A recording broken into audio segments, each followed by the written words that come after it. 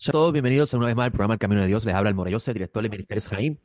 Y para mí es un gusto estar nuevamente con ustedes hoy, 16 de febrero del año 2025, equivale al día 18 del mes de Shevat, de acuerdo al calendario de Gilel. Gracias le damos al Dios de Abraham, al Dios de Isaac, al Dios de Jacob, al Dios y Padre de nuestro Señor, Yeshua el Mesías, que nos concede la oportunidad de poder vivir un día más y poder disfrutar de sus misericordias que se renuevan cada mañana. Como ustedes saben, nuestro ministerio está enfocado en enseñar las raíces hebreas de las Sagradas Escrituras, que usted pueda conocer al Mesías judío de la Biblia y sus apóstoles, que usted pueda saber y pueda entender mejor las palabras de Jesús de Nazaret de la perspectiva de la cultura y el pensamiento de donde él viene. No es lo mismo, usted puede conocer el idioma de una nación, pero si usted no conoce la forma de pensamiento y su cultura, el saber el idioma no es suficiente para poder entender lo que lee en sus documentos. Así que es muy importante conocer este trasfondo, conocer esta forma de pensamiento para poder trazar mejor las Sagradas Escrituras. Usted va a tener ejemplos en las Escrituras como, por ejemplo, Jesús de Nazaret está en el Evangelio de Juan, el Evangelio según Juan, está sanando a una persona que está enferma. Y lo hace en Shabbat, lo hace en sábado, lo hace en el día séptimo. Y los que están allí presentes le están cuestionando por qué él realiza esta acción que está prohibida, de acuerdo a la tradición, no de acuerdo al mandamiento en sí. Y, y él responde, yo trabajo, mi padre trabaja hasta hoy, por tanto yo trabajo. Y algunos piensan que esto se refiere al trabajo de la vida o filosóficamente, otros piensan que se refiere a que ya el Shabbat ha quedado suspendido y uno puede trabajar cualquier día de la semana. Pero en sí, cuando conoces el libro sagrado, que era la Biblia que Jesús conocía, y la intención original de la creación y la intención original del Shabbat cuando Dios lo entregó, vas a entender mucho mejor por qué Jesús dice eso. Entre otras cosas que usted puede encontrar también, como por ejemplo el concepto de la salvación, el concepto de la vida eterna, que de forma en el mundo presente se entiende como dos ideas de en sí una sola idea. O sea, salvación y vida eterna se tiende a pensar que es lo mismo, pero no es así. En la literatura bíblica, el concepto de la salvación y el concepto de la vida eterna son dos cosas separadas. Y más aún lo puedes evidenciar en los escritos nazarenos cuando vas al libro de Revelaciones y vas a encontrar que la salvación, eh, en la aparición del Mesías, cuando haga su segunda aparición, no es una garantía de vida eterna, como expresan los libros, el libro de Revelaciones. Así que eso es lo que hacemos nosotros en nuestro ministerio. Llevamos muchos años aquí en esta emisora, hemos dejado ya de contar el tiempo. Y le damos gracias a la familia de PAB por habernos dado esa oportunidad de estar en este espacio, que sé que muchas personas nos escuchan y a la misma vez se graba y se coloca en nuestra página web como parte de un podcast que nosotros tenemos para que las personas puedan repasar lo que discutimos. En nuestra página web es elcaminoelnazareno.com y allí hay diversidad de estudios. Allí usted va a encontrar el estudio, la enseñanza que damos todos los sábados en nuestro centro de estudios, que dura aproximadamente 2 horas, con sus notas. Ya estamos colocando las notas en la página web para que también las personas puedan ver las notas que estamos compartiendo en el centro de estudio cuando damos la enseñanza. Porque sí, una de las cosas que hacemos nosotros en nuestra reunión de los sábados es, además de la enseñanza, es compartir las notas que preparamos durante la semana para discutir los temas que se encuentran en la porción. Y la porción que estudiamos ayer en nuestro centro de estudios es la porción Jetro. Jetro se encuentra en Éxodo 18, 1 al 20, 18, versículo 1 al capítulo 20, versículo 26. Y la lectura de la Haftarah, la lectura de los profetas, es Isaías 6, 1 al 7, o sea, capítulo 1 al versículo 1, perdón, al capítulo 7, versículo 6. En los escritos nazarenos leímos Mateo 19, 16 al 26. Ayer tuvimos un tema muy interesante que gira alrededor del consejo que le da Jetro a Moisés con respecto a la carga que está teniendo Moisés de legislar y amonestar al pueblo de Israel. Y hicimos mucho énfasis en la palabra amonestar como una palabra importantísima dentro del trasfondo del papel, o mejor dicho, dentro del papel que realizarían estos asistentes de Moisés, que luego en la historia del pueblo de Israel se van a convertir en los jueces, que luego en la historia de Israel más adelante se van a convertir en los maestros de Israel. Y eventualmente Pablo va a tratar ese tema con respecto al que quiere ser obispo, que la palabra en sí lo que significa ser un líder o un supervisor de la comunidad que está él asignado. Y hablamos mucho de la palabra amonestar, que en hebreo su raíz expresa la idea de iluminar y la idea de elevar, en el sentido de que eh, lo que busca la palabra enseñarnos, esa palabra en sí enseñarnos en hebreo, es que un líder asignado por Dios para dirigir y guiar a un grupo de personas en el camino de Dios debe ser una persona que se proponga elevar a esa persona del estado que se encuentra a un estado santo, a un estado sagrado para Dios. Y estábamos hablando de todas esas palabras hebreas que están vinculadas a la función que estaría haciendo las personas que el suegro de Moisés le recomienda que escoja a Moisés para esa función, y las comparamos con lo que debe ser un líder hoy en una congregación, y nos dimos cuenta que hay mucho que reparar. Y si usted desea alguna vez, y hago esta nota importante, visita nuestro centro de estudio. Nuestro centro de estudios, el Camino del Nazareno, se encuentra ubicado en la carretera 511, kilómetro 1.8 del barrio Real Anón en Ponce. Esto está ubicado, nuestro local específicamente está ubicado en Plaza Real Anón, en el segundo edificio que se encuentra a mano izquierda, tan pronto entre al centro comercial. Allí está el segundo estacionamiento, hay un edificio blanco y gris, y dando para la parte posterior usted va a encontrar una cortina azul. Allí está nuestra entrada, y nos reunimos todos los sábados a partir de las 9 de la mañana, donde comenzamos nuestra reunión conversando un poco de temas que puedan traernos los hermanos, y las preguntas que puedan ocurrir con respecto a cualquier lectura que hagan de la Escritura. Y a partir de las 10 comenzamos las oraciones de la mañana. Luego leemos la porción semanal que se realiza desde los tiempos del Segundo Templo. Si usted mira, por ejemplo, a Lucas, que dice que Jesús, en el capítulo 3, si no me equivoco, capítulo 3 o capítulo 2, que Jesús entra a la sinagoga el sábado y le dan el rollo del profeta Isaías para leer.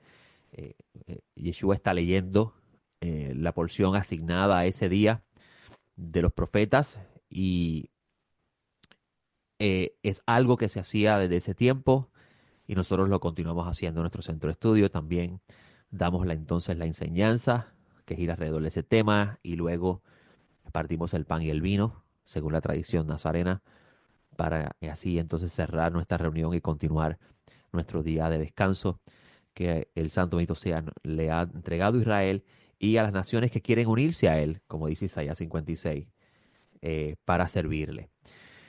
Y ayer una de las lecturas que estuvimos haciendo pues fue la de Mateo 19, 16 al 26, la cual quiero comentar con ustedes aquí hoy, para que ustedes puedan comprender un poco cómo la escritura debe a la persona aproximarse a ella y tratar de entenderla. Nosotros tenemos 4 evangelios, y cada evangelio de los que tenemos asignados en esto que llamamos el Nuevo Testamento, que es importante que usted sepa que en el tiempo de Jesús, y lo hemos dicho muchas veces en el programa, pero como tenemos audiencia nueva, ocasional, que se añada a este programa, debemos mencionarlos para efecto de recordar. Cuando usted lee los escritos nazarenos, tiene que tener en cuenta que la audiencia que está aquí presentada en estos documentos no tenía el Nuevo Testamento. Incluso llamar los escritos nazarenos Nuevo Pacto o Nuevo Testamento es fallar en el blanco. ¿Por qué? Porque a lo que Dios llama en los profetas el Nuevo Pacto no es un documento nuevo, no es un libro nuevo que Él va a dar, unas leyes nuevas o algo nuevo escrito en un papel. Dios llama al Nuevo Pacto, o bien dicho en hebreo, la renovación del pacto, que lo que Dios llama la renovación del pacto es aquello que Dios dio en el Sinaí, donde Él va a hacer algo mucho mejor de lo que hizo en el Sinaí. Y esto es que haría que sus leyes sagradas fueran escritas en el corazón y en la mente del pueblo de Israel. Quiere decir que Dios iba a hacer que el pueblo de Israel observase sus leyes de forma natural, por así decirlo. La persona iba a estar motivada a andar en sus caminos y seguir sus preceptos. No iban a solamente oír, sino también iban a hacer lo que era el deseo del Creador. Y, y esta lectura de Mateo 19, esta es parte de la lectura que hicimos ayer y vamos a hablar un poco de ella dentro de esto que le acabo de mencionar. Si tiene alguna duda de lo que estamos diciendo, lea Jeremías 31 en adelante y también lea Ezequiel capítulo 36, si la memoria no me falla, donde Dios habla de cómo Él recogería a su pueblo, los lavaría con agua, pondría su espíritu dentro de ellos para que ellos anden en sus caminos y sean fieles a sus preceptos. O sea, anden en el camino de la santidad. Este trasfondo es muy importante a la hora de leer los evangelios, porque si usted no tiene en cuenta el trasfondo, o sea, si usted no conoce bien la Biblia que conoce Pablo, que conoce Jesús, que conoce Pedro, que conoce Juan, que conoce el autor del evangelio que llamamos Mateo, que conoce el evangelio de Marco, que conoce Lucas, usted va a tener problemas en interpretar lo que está leyendo, porque no conoce ese trasfondo. Y es en los profetas donde también Dios va a hablar de la salvación. El concepto de la salvación que usted encuentra en el Nuevo Testamento no es nada extraño para la audiencia que está presente. El problema con respecto a si Jesús era o no el Mesías estaba en cómo se iba a manifestar esa salvación y cómo era la respuesta de la audiencia con respecto al llamado al arrepentimiento. Dios, y esto es uno de los temas bien controversiales cuando leemos Escritura, Dios llamó a su pueblo Israel a arrepentimiento. Y además de llamar a su pueblo Israel a arrepentimiento, escogió un judío del pueblo Israel llamado Pablo para anunciarle también a los gentiles la salvación que Dios habría de otorgar a los gentiles por medio del Mesías si estos reconocían que Jesús es el Mesías y creían en la resurrección de los muertos como parte de esa promesa. Dentro de esos gentiles había un llamado a arrepentimiento. ¿Por qué? Porque los gentiles estaban practicando idolatría, estaban practicando cosas que ante los ojos de las leyes sagradas que Dios le da a Israel son abominables. Pero no todos los gentiles fueron llamados a arrepentimiento. Sí, estos son temas controversiales que usted va a encontrar en la escritura y no se da cuenta que están ahí. Por ejemplo, veamos el caso de Cornelio. Tenemos un hombre llamado Cornelio, que dice la escritura que era un hombre que hacía mucha sedacá, hacía mucha ofrenda al pueblo de Israel y a la misma vez se dedicaba mucho a la oración. Y cuando Pedro le lleva, va donde él, que a eso, ese es el significado de la visión del lienzo con los animales impuros que baja, no es lo que tradicionalmente se está interpretando, que Pedro ahora entendió que ahora se puede comer todo tipo de animal, lo que Dios consideraba impuro en el libro Levítico ya no es impuro porque Dios le mostró a Pedro ese lienzo y le dijo mata y come. No, eso es una lectura y una interpretación errada del texto.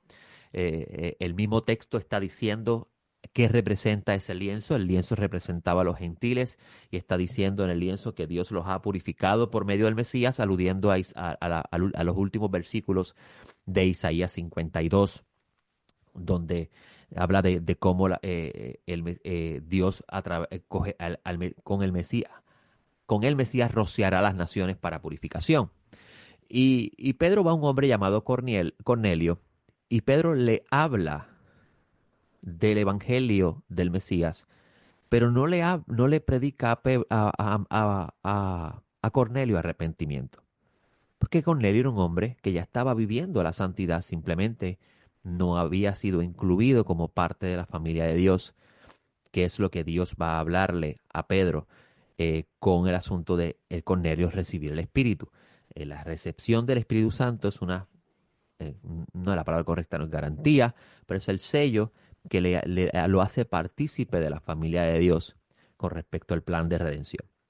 Ahora, vamos a ir al texto de Mateo 19 y vamos a leer este texto que tiene un trasfondo que usted tiene que conocer a la hora de leer y entender lo que se está hablando. En Mateo, primero, este libro fue escrito para una audiencia completamente judía. Está escrito en forma de midrash, o sea, muchas de las cosas que usted va a leer tiene que entenderla en sentido homilético. No es como el Evangelio de Marco, que es más dirigido a gentiles, donde busca un enfoque más simple en su narración, pues, para que los gentiles puedan entender mejor el mensaje. Incluso dentro de los escritos que se conocen como los escritos de los padres de la iglesia, se habla de cómo los judíos que creían en la mesianidad de Jesús y siguieron siendo judíos, no dejaron de ser judíos, o sea, seguían las leyes divinas como Dios ordenó, porque Dios no dijo en ninguna forma que debían el pueblo de Israel abandonar sus leyes ancestrales, contradeciría lo que dicen los profetas, y asimismo también el Mesías lo afirma.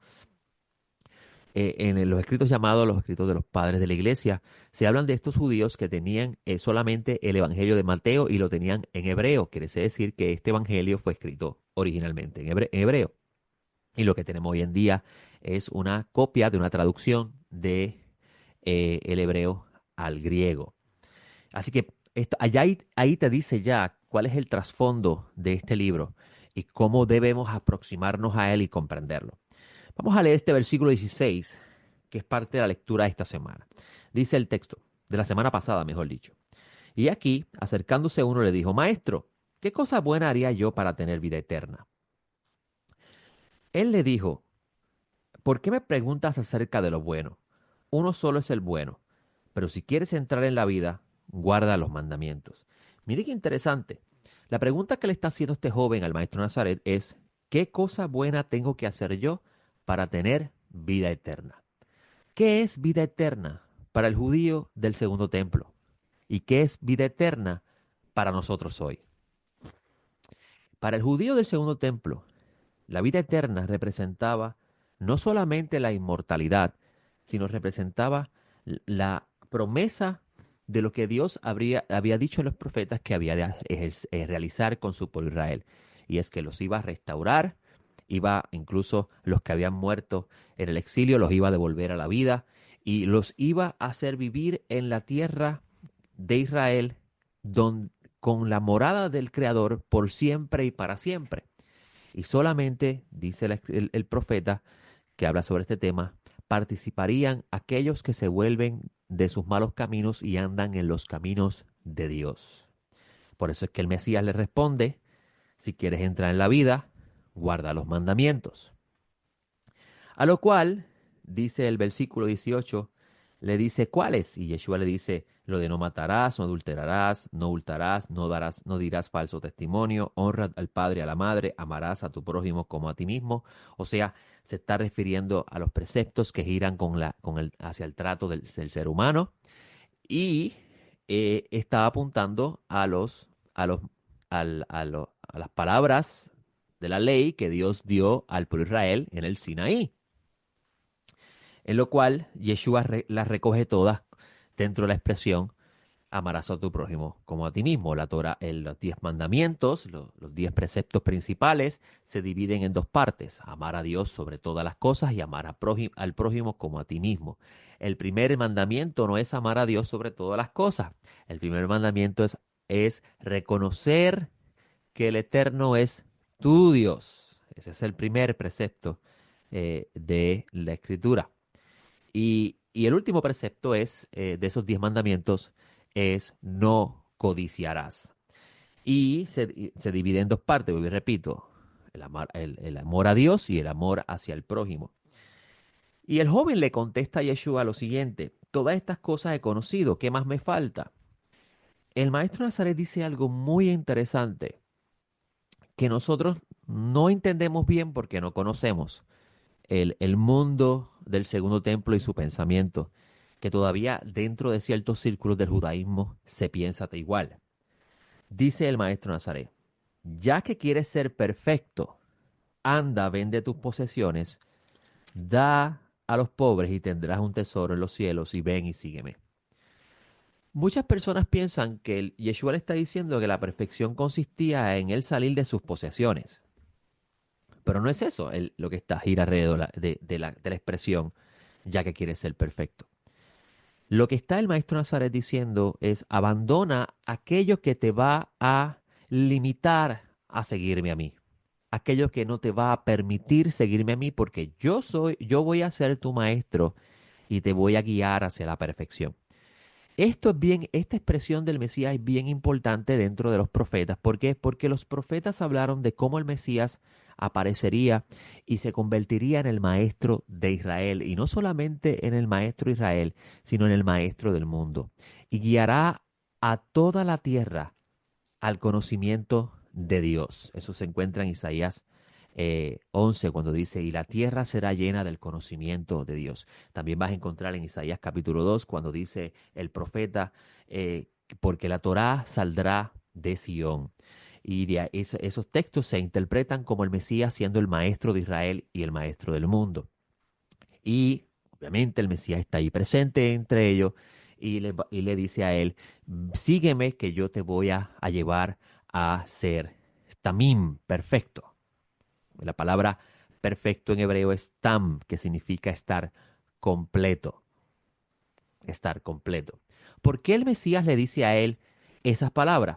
Porque el joven le está expresando, le está preguntando a él, ¿qué tengo que hacer yo para tener vida eterna? O sea, el joven está reconociendo que le falta algo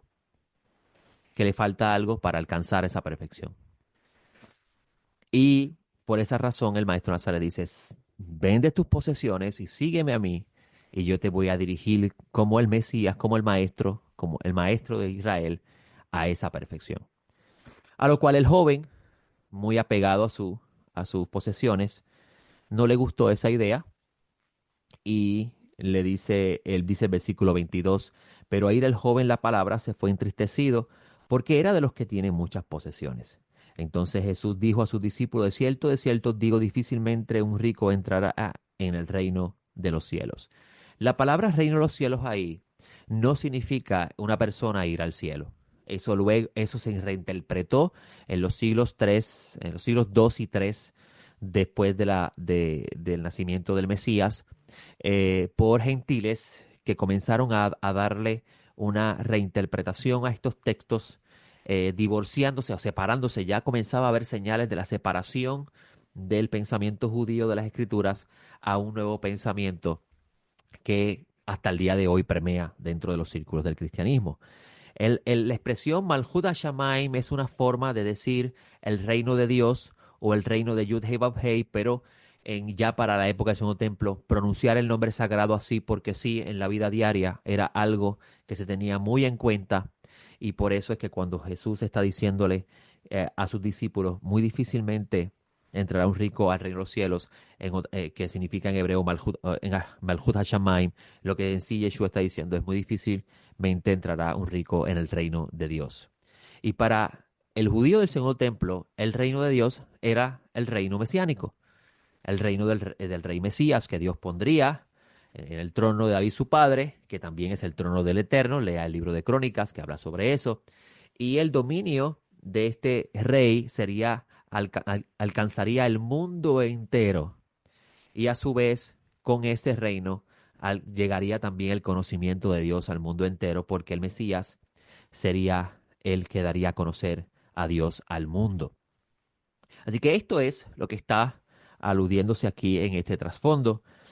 Y viene el maestro Nazaret y en el versículo 4 dice, otra vez os digo, es más fácil pasar un camello por el ojo de aguja, por un ojo de aguja, que un rico entrar en el reino de Dios. O sea, Mesías hace mucho énfasis en cómo las posesiones materiales pueden hacer que una persona limite a sí mismo la oportunidad de acercarse a Dios y participar eventualmente en el mundo por venir.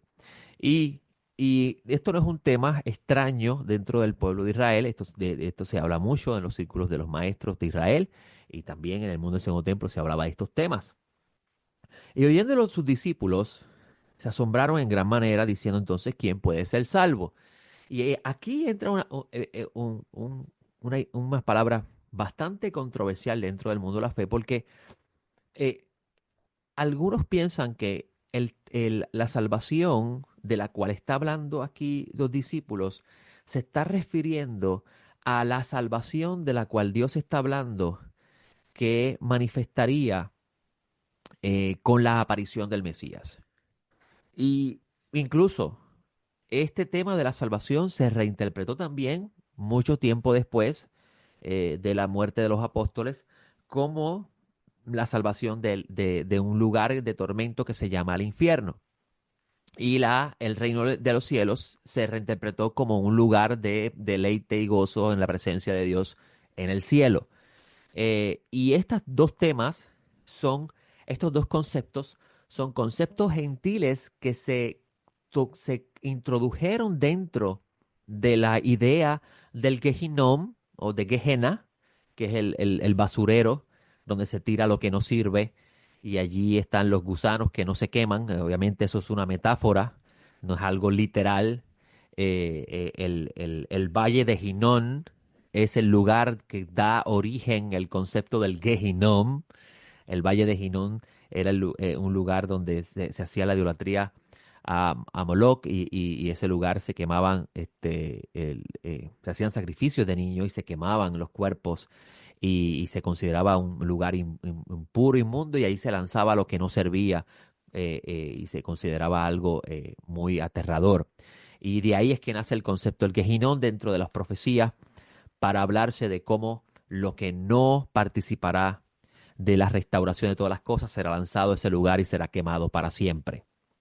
Y es a dónde va el asunto de quemarse para siempre. Eso no significa que habrá una tortura eterna, como uno literalmente entiende estos textos, sino en sí lo que refiere es que eso desaparecerá. Porque la muerte no va a gritar en el lago de fuego y azufre, me están quemando. La muerte desaparecerá, lo que está diciendo el libro de Revelaciones en ese sentido. Y en este contexto, el asunto de ser salvo, tenemos que tener en cuenta quién es la audiencia que está recibiendo este texto. La audiencia es una audiencia judía. Aquí no tenemos a un joven que está en pecado ante Dios, porque la escritura no condena el tener posesiones. La escritura lo que dice es que las posesiones no pueden convertirse en el centro de la vida del ser humano, porque entonces si se convierte en el centro de la vida del ser humano, esa persona entonces estaría lejos de Dios, porque eso se considera vanidad. Este joven no está en pecado, este joven no se le está llamando a arrepentimiento, esto es un hombre, esto es un joven que en palabras de la escritura están dándole en el camino de Dios. Pero el Mesías lo está extendiendo basado en sus preguntas, lo está extendiendo una invitación a ser perfecto. Y esta perfección la va a alcanzar a través del Mesías, que sería el maestro de él, que lo va a llevar a esto. Y vas a ver que sus discípulos, y el tiempo me está traicionando, pero vas a ver que sus discípulos le hablan de entonces quién puede ser salvo. En este contexto, la palabra salvación no tiene nada que ver con respecto a ese día del cual los profetas hablan, que Dios traerá una gran conmoción en los cielos y en la tierra, juzgará a los dioses de las naciones como hizo con Egipto y las naciones también serán juzgadas, donde los que practican el mal serán lanzados al fuego de la destrucción y los que hacen la justicia serán salvados si invocan el nombre del Eterno. Invocan el nombre del Eterno para salvación, en lo cual Pablo Tarso habla de esto en la carta a los Romanos. No, esto no tiene nada que ver, esto que estamos leyendo aquí en Mateo no tiene nada que ver con ese tema, sino más bien tiene que ver con el tema de quién entonces entrará al reino de Dios. A lo cual Yeshua dice que lo que es para el hombre imposible es posible para Dios. Y la respuesta a eso se encuentra en los profetas. Pero el tiempo me ha traicionado, así que me despido hasta la próxima y espero en el Todopoderoso poder estar con ustedes en otro programa, El Camino de Dios. Shalom.